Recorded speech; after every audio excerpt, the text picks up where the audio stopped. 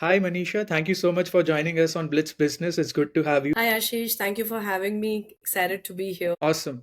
So, Manisha, first tell us a little bit about yourself. So I am Manisha Zaveri and I'm the Joint Managing Director of Career Mosaic. We are based out of South Asia with our headquarters in India.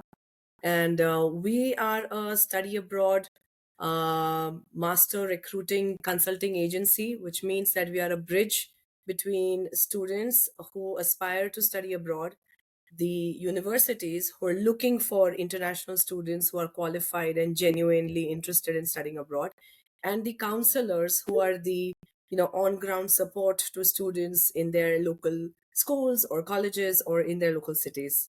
So it's like a bridge between three different entities in the study abroad industry, or the study abroad space. Understood. So, what is the current trend? A lot of people going outside. Well, the current trend, we've been around for 20 years now. We started as a company that helped students from India to analyze their academic strengths and what would be the right fit of universities for them to study abroad. And over a period of the last 20 years, the trends have only gone up, and above, where students have been coming from diverse backgrounds, diverse geographical backgrounds of India, even diverse economic backgrounds of India. Everybody looking to study abroad that comes to us have very specific aspirations in terms of academic goals, in terms of career objectives, in terms of why they have chosen a particular country to study abroad. So I think the Indian student market has become much more mature and knowledgeable in terms of why are they opting to study abroad and what do they want to study. They are well researched and they're looking for good, genuine advice. And if you see the latest numbers, around 8,50,000 students went abroad last year from India. In the top destinations that they have gone are US, of course, which has always been number one destination. Canada, very close to that. UK, Australia. But then students are also opting for Ireland, Germany, Switzerland. So it's a really exciting time for students in India because so many opportunities lie out there, and universities and countries, in fact, are super excited to have Indian students come and study at their universities. So it's a really like a happy students market out there right now. Yes, because yeah, so Manisha, yes. So, what are the top courses currently in demand? The top courses in demand are a wide range of subjects that fall under the STEM category, which includes all kinds of science programs, technology, engineering, and mathematic programs. It also includes analytical sciences or analytical management programs and analytics from business and financial management perspectives. So, any and every degree that falls under STEM category is extrememely popular for students who are moving out of India to study abroad. The definition of STEM globally has also become very wide.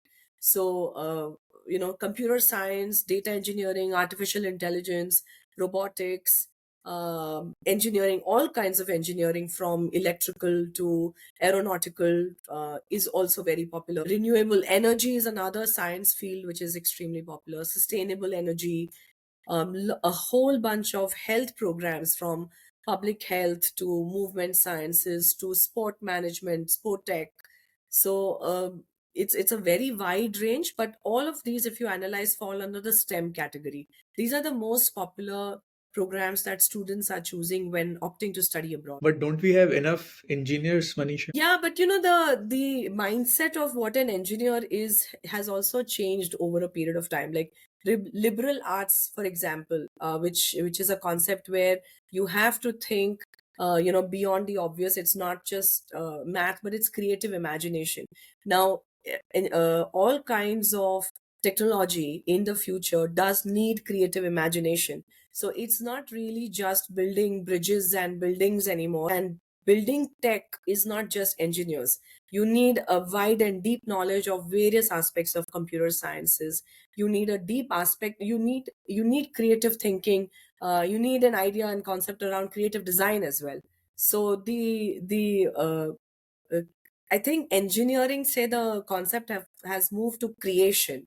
So any and everybody who can contribute to creation is an innovator, is the next leader, whether it's a business leader or a tech leader. And in terms of universities, which are the top preference for students going from India? Like they want to go number one, two, three, four. What are those top three, top five universities they are looking to? So, interestingly, if you see 10, 15, even 20 years ago, there was a trend where wealthy families or students who are high achievers would come and say that, we only want to go to the top universities. Now, the whole concept of top is a little misunderstood in India. What is the meaning of top? Right? A university may be ranked in a country for different parameters. Maybe it's ranked number one for its business program, but not so much for its engineering program. Or maybe it's ranked number one for its career prospects or career opportunities that students get out of it, but maybe not so much for another aspect. So the concept of top is no longer what it used to be. What students are looking at right now is, does this university have a reputable name? Is it accredited in its own country or region? Does it offer business programs which are taught by faculty and not just taught by graduate students? What are the career services that a university is offering? What is the setting that the university is based out of? Is it rural? Is it urban? Or is it semi urban? What kind of internships or job opportunities are possible after I graduate from this university? So these are the type of questions that are being asked, and that's the right direction in which students should plan. And I'm very happy to see the shift happening, because students no longer come and say, I want to go to this top university. They actually say, give me a university that fits all of these different parameters. And extremely important also is the budget, that this is my budget. And for a country like US, where you have more than 3,800 universities offering admission to international students, it's a very, very wide, very wide options that you have, where many universities can fit the bill, and then you can pick and choose from that. But still, you need to give me some names. Like, कुछ तो preference होगा किसी का. Like these are the universities they want to go to or something. I think some of the top takers in US especially, sorry, bad timing. I think some of the top takers in US especially, ranges from the California State Universities and the University of California systems, which are one of the top takers of international students. Then you have the UT systems, the University of Texas systems are many different universities. They take a lot of international students. A lot of international students are interested in studying in Texas. Then you have Northeastern, Arizona State Universities. So these are all, the state of Missouri also has a big capacity to take a lot of international students. New York, New Jersey have always been top takers. So I think instead of singling out one university, one should look at overall state and system, because many universities operate under that state and system. And I would say they are the top takers. Understood. Understood. Now let's shift a little bit on to the budget piece. I think that's very important for students and to be able to finance. And so, what is a typical cost for a university master's program in US? And the Masters. second part of the question is, are student able to get scholarships? Okay, so if we're talking specifically for master's programs in USA, the fee could range anywhere between $20,000 to $40,000 on an average. So it ranges widely. Uh, Scholarships for graduate students, students who are going for master's degree, the scholarships for international students are very limited. They're not very common, and even if they are granted, they are not very large. So it's only limited to the very top creme de la creme sort of students. But there are other opportunities to compensate for your study, for your tuition fees, such as grants. You can even opt for applying for scholarship once you finish a semester and prove your track record. Um, at undergrad level in USA, the scholarships are available, and there are quite a few, and they can go up to 20, 30, or sometimes even $40,000 annually. And undergrads do have quite a lot. but graduate not so much, not very high numbers. And yeah, like I said, the fee for a graduate could range anywhere between 20,000 to 40,000 US dollars annually. Any top scholarships or scholarships people may not be aware you want to share with us that they should definitely apply and consider? Yeah, I think all students must apply to that particular university scholarship. Each university has different categories of scholarship. You've got president scholarship, dean scholarship. You have the general international student fund that you can apply to. Very top high achievers in schools and colleges out of India must try for the Fulbright. Indian, I mean, your whatever country you come from, there are grants that your country would can offer also offer to students. So one must apply wherever possible and hope for the best, but don't rule out the fact that you must ask the university. You may get tuition waivers on different for different parameters. You may even be offered teaching assistantship or research assistantship, where these are ways to compensate for your fees basically when you're on Understood. campus eventually. So, what was the motivation for you, Manisha, to start this business or enter into this business? So, this is a 20-year-old company, and back in the day when we were fresh graduates, me and my co-director, co-partner, uh, we realized that there is a huge question mark amongst Indian students in terms of where to start. Like, how do I even begin the process of shortlisting universities? How do I know where to apply? How to apply? The internet did not have a lot of information. Google, when with Google, it's like a mini a conundrum where there's too much information and you don't know how to filter. You don't know what to do about that.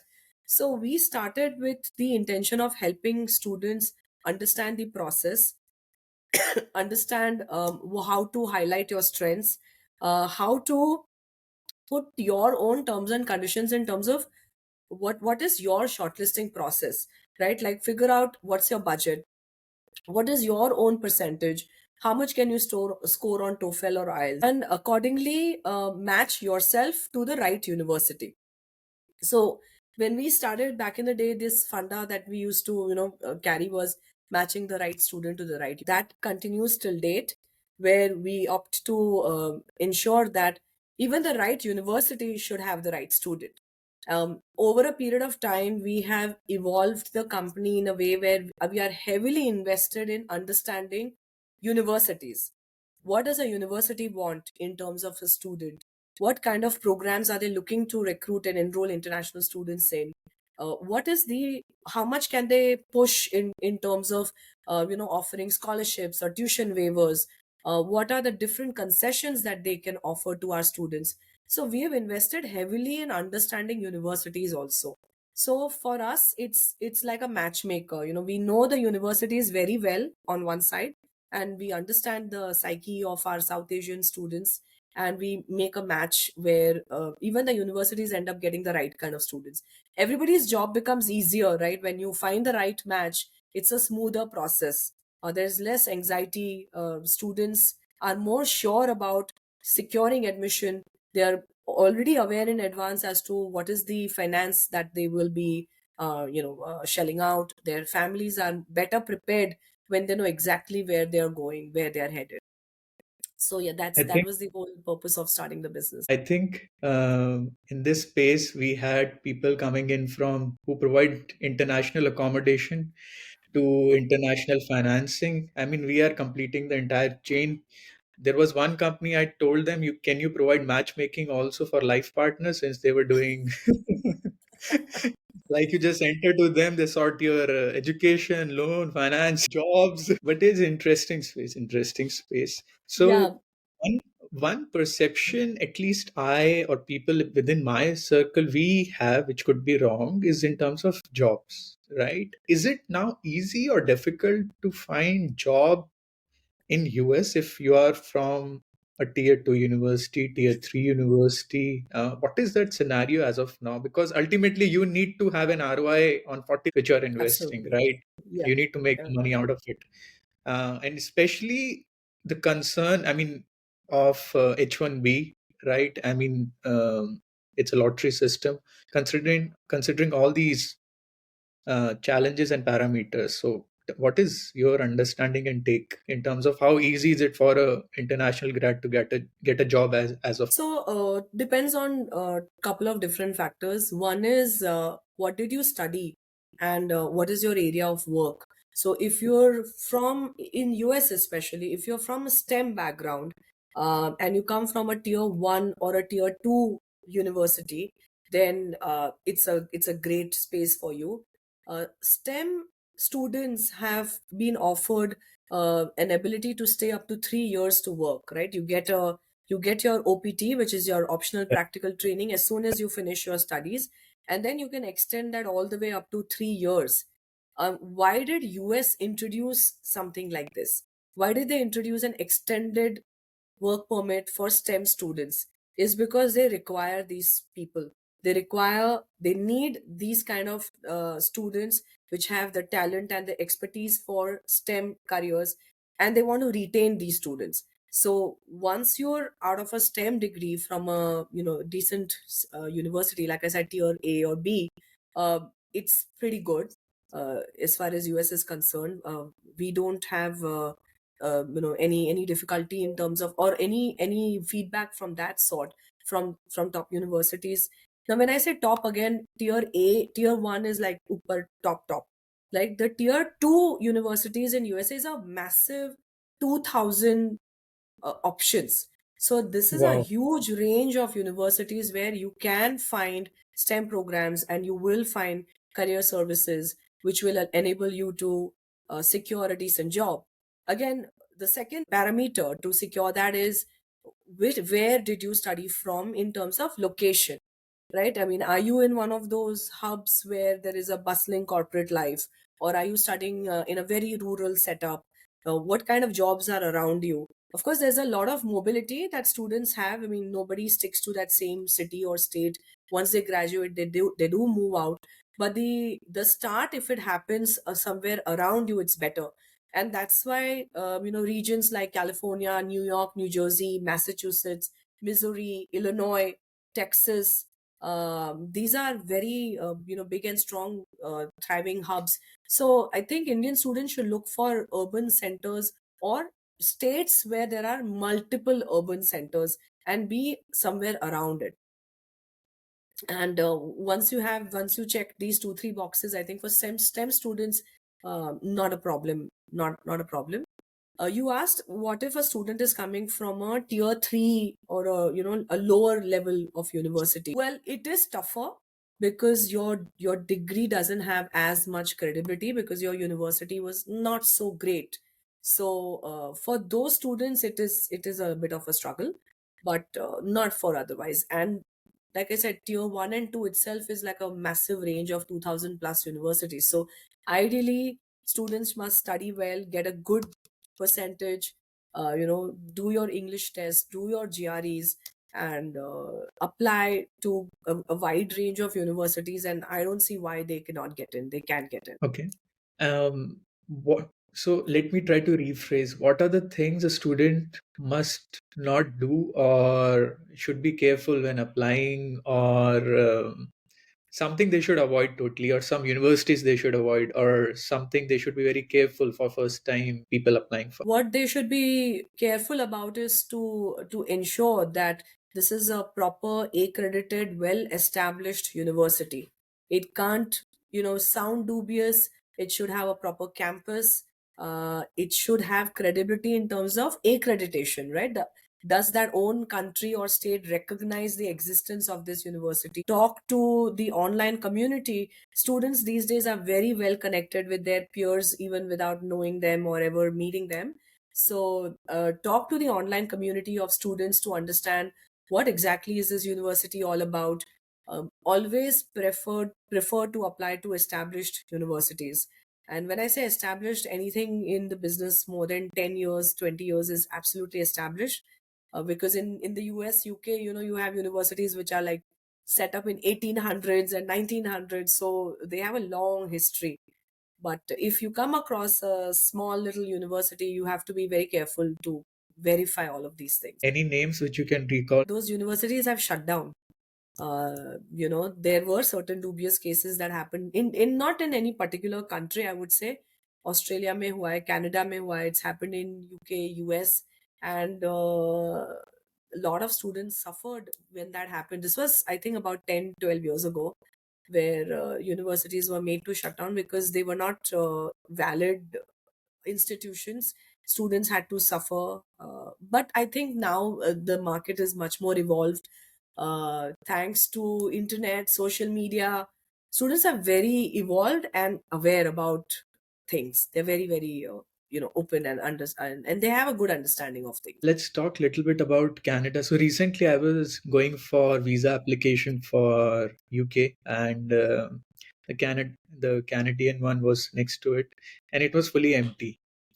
And and when 6 months back, when I was going for Schengen visa, I saw again it was full. So what is the current scenario like with respect to Canada? People are going, not going. What has happened with Canada? I mean, there is so much news, so much everything happening to keep track. So should people go for Canada now? Is it expensive? Not worth it? We have seen videos where people are lining up for jobs, for simple jobs, like big lines.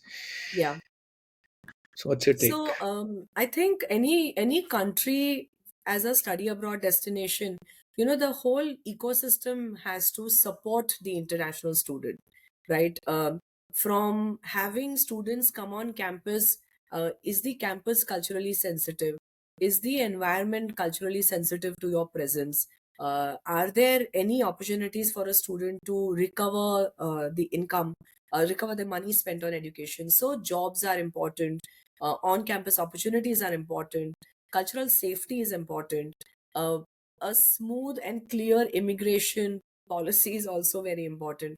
So unfortunately with Canada, what has happened is a lot of a talk and a lot of the recent cap that happened for international students has really thrown people off in terms of, will they be admitted? If admitted, will they even get a visa? If they get a visa, would there even be housing, or would there be jobs? So a lot of negatives that have happened have put off the Indian student, and there is a big drop in students opting to go for Canada, and that's why you did not see those queues happening.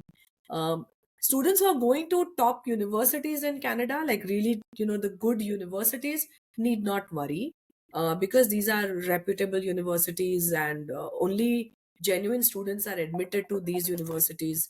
So those should not worry. But anything other than that, these SDS colleges, I guess, for some time, be a little cautious. Don't overreact to news. Read news and understand your options and opportunities, and then look for a backup uh, if required. Otherwise, just apply and be confident about it. So I would not encourage any knee jerk reactions to any kind of policies that come across. The students don't need to panic, but you have to be cautious and have your options open, have backup plans. But why is Canada doing these things? Canada is doing what Canada. I guess one of the main things is that, see, the thing is, exponential student growth from international countries needs to be supported with jobs and housing both, right? You have to have all of that infrastructure also. You can't have excess number of students coming in but not balancing that with what a student needs to survive and thrive in that market. So there are some provinces in Canada which have an excess, but there are many other provinces which have a balanced growth. There is no excess international student population. And ideally, it should have been a province wise policy where, provinces which have a very huge influx could limit it. Provinces which don't have a huge influx can continue taking more international students, and they would be willing and happy to do that. So I think the country is trying to recalibrate, rethink, and understand as to how do they need to, what should their messaging be as far as their international student policy is concerned. And then I guess the next term, things will change, things will open up. They will have a better way of dealing with the international students coming in, and a better spread across all provinces instead of few provinces getting excessive students. And Then sort of then moving on. So Manisha, what concerns you? For example, now AI is there, technology is coming in. So AI from both perspective as a business for you and versus for student, right? I mean, layoffs are happening in left, right, center in India, globally. People are quoting AI for multiple perspectives. That's one aspect. But so two questions in this: how AI will impact you. Will it take your job, first of all? Then the second question is, will it impact students who are graduating now, or what do they need? I think, will it impact the job of people who operate in the study abroad industry? I think it augments and improves their job. We use AI for multiple different reasons, and things have become just better, more clear, faster. Uh, we've not had any layoffs. In fact, our entire team uses AI for different reasons. Our platform uses AI as well.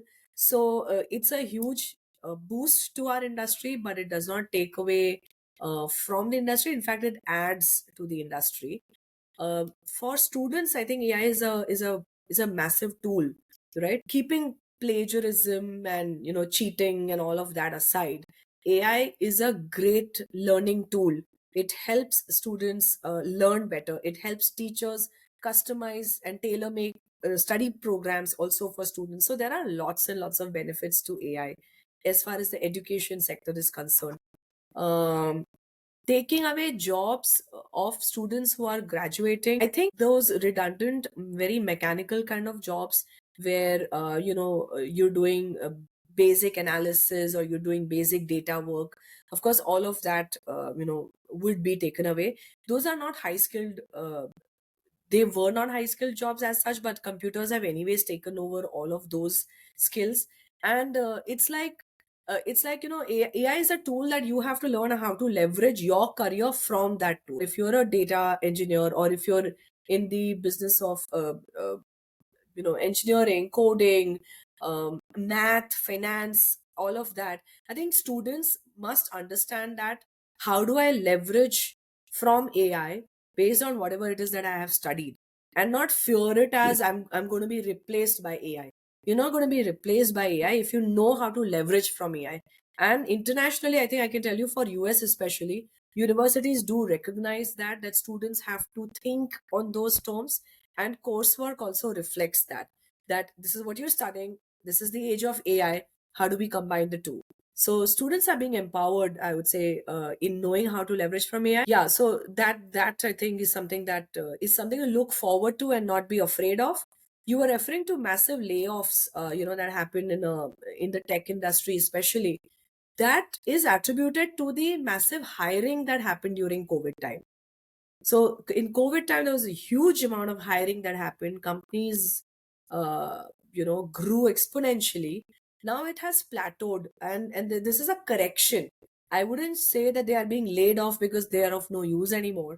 That's not the point. The point is that it's a correction. It's like stock market goes crazy high and then there is a correction. So it's very unfortunate that something like that happens, but it's not like the world all over and every industry of the world is laying people off because there's AI now. That's not the case. Fair enough, fair enough.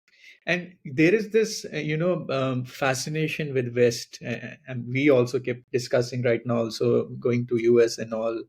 Is it justified till now, like the dream to move to US, study there, or are people opting for different countries altogether, which you may have seen or you want to recommend or something?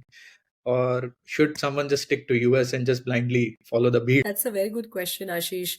No, I would strongly suggest that you pick a country based on what you want to study. uh, what is your long term 5 years, 10 years plan, and how much do you want to spend? So for example, if you're going for a STEM degree, please opt for US. I would strongly suggest that. I'm a parent myself. If my child comes up and says that this is what I want to do, I would say I think you should go to the US. But if you belong to any other kind of academic, if any other kind of academic interests are in your in your realm, then there are many other options to consider. For technology itself, not just US, for tech itself, we're seeing students go to Ireland, we're seeing students go to Germany, to Scandinavian countries for tech innovations. So there is a segment of Indian students who do not follow the bheed, as you said, and will opt for other destinations. Also, because there are these interesting different opportunities in other destinations, um, from the overall environment, from the culture, from the access to Europe as a land of opportunity, from the fact that some of these countries are also very innovative in nature, and it's not just the US, right? Germany, Scandinavian countries. Ireland is considered a hub for tech. Like, so all of these big tech players out of the US, their next big hub is in Ireland, and that offers a great opportunity for students to go to study and settle down. So certainly do not follow the bheed, and analyze what you want to study, why you want to study this, where do you want to end up 5 years from now, 10 years from now, and how much are you wanting to spend, how much can you spend. If you're taking a loan, for example, student loans, then what kind of loan is available to you in which destination, what would make better sense for you. So you have to analyze all of those things and not just apply for the sake of it being one of these fancy labels on your resume. You mentioned about loans, so let's talk about that. So, what is a typical structure? So, how much is a loan student is able to take? What is the interest rate? So, if we can walk through that calculation, so people listening, it will be helpful for them to understand and this concept. How much will they be Yeah, shelling out? so So, mm, sure. So, for an Indian student, the average loan for US somewhere around 20 lakhs. They try to apply for a average 20 lakh rupee loans. There are public sector banks, private banks, and NBFCs all operating out of India where loans are offered. Interest rates vary, from 8, 9 to 10, 11%, depending on what is the nature of the lender, what is the value of the loan that you've taken, how does the lender perceive you as a student in terms of your background, your collateral or non collateral background, whatever it is that you apply on the basis of. What are your credentials? What is the level of university that you're going to? Are you going for a program which is in demand? Are you going for a program which is very niche, and the blender doesn't really know if you can recover the cost of education in that country? So a lot of different parameters are at play when loans are concerned. But can you increasingly, get students are applying for loans. a loan without collateral? You can. There are players that do give loans without collaterals. There are some which would give loans all the way up to 30, 40 lakh also without collaterals. There are other riders to it, but yes, there are loans without collaterals also. And students from tier 1, tier 2, tier 3, all kinds of cities from India are applying for loans. Tier 2 cities are one of the biggest loan applicants that we've seen comes from tier 2 cities. So loans are increasingly popular also, and they are a big benefit to students. In fact, one of the rise in student numbers going to study abroad has been the access to loans. That's one of the top reasons where students are increasingly studying abroad. What is the duration of the loan? So, you have to pay it back by in 5 years, 10 years, or So in most cases, you repay once you finish your education, and then the repayment period starts. It depends on terms that you set with the lender. Again, many things are at play, so it's not one size fits all. The loan company will also give you an offer based on what is your background. Again, collateral hai ki nahi hai. What is the value of the loan? What is the tuition fee that you're going to be paying. So it depends on multiple different factors. But the great thing is that in most cases you start repaying once you finish your education. yeah. Just for example, like a recent article mentioned that from Gujarat itself, Gujarat is considered as a land of business people and businessmen, and highly entrepreneurial in nature. But from Gujarat itself, there was a 33% increase in loan dispersals. Just in a quarter, around 6,700 students applied for loans just in one quarter in the last year. So that's a big rise in the from the general trend that has been. So overall, if you see a city like Gujarat with Ahmedabad, Baroda, Surat, Anand, Vidyanagar being the hubs, there are many more such centers in places like Punjab, Andhra, Telangana, Karnataka. So it's growing exponentially in that sense. But then the question comes, why are people leaving India? That's a great question. That should have been in the first. Why does this industry exist? But so some very good reasons are the fact that students come from backgrounds where, unfortunately or fortunately, they're not able to secure admissions in universities of their caliber in India. A top student in India would want to obviously go to study at a top university in India. Now, if you see the demand and supply, unfortunately, the number of universities, the volume of students that apply, is such a mismatch that India cannot accommodate these students in their top universities or even in their mid-level universities. So an Indian student often, ends up studying abroad because of that they have the caliber, but they don't have an opportunity in India. They can't get into that particular university in India. That's one of the reasons. The other reason is that you're studying a program or you're studying a degree which is not as evolved, as far academically evolved in India. So corporates may be using it, but academia has not evolved into offering this degree. The faculty, the quality of faculty, the number of universities, the research opportunities is missing, and so students have no choice but to opt to study abroad. If you look at the STEM degrees, in the start of this discussion, we spoke about STEM. Now, STEM is entirely based on research and innovation. Unless you have research and innovation in that particular degree happening in your country, thriving in your country, it's not possible to find that degree. It's not possible to even find jobs after that degree. So, these are the top reasons why students are opting to study abroad. Wonderful, wonderful. Uh, I think we are running out of time. Any comments from your side, Manisha? Anything you want to share? Yeah, definitely, Ashish. Thanks for that. I think I'm very optimistic and proud about the fact that India is such a massive talent hub. We have the largest youth population in the world, and we are one of the largest also educated youth population, skilled youth population. All countries of the world which have the opportunity to take international students are looking at India to become a tech talent in their countries. From US to UK, Australia, Canada have always been, open arms. But France recently, Germany, Ireland, Netherlands, Switzerland, Finland. So, a lot of countries of the world who are looking at Indian students to contribute to their academic, their academic population. And so, I think it's a great market and a great opportunity for Indian students. So, one should consider all those options, study what you want, go to the right places. And I feel Career Mosaic is playing a great part in enhancing the tech population and the tech talent of India. Wherever in the world that an Indian settles in, the contribution to an Indian's life is something that keeps us going. So, yeah, we hope to continue that forever. Wonderful. Thank you so much, Manisha, for this wonderful talk. Really informative, and really engaging. You really helped us understand what's happening and at least helped me up to date myself. I graduated long time back, but yeah. Thank you for your time. Thank you. Thank you, Ashish. Thanks a lot.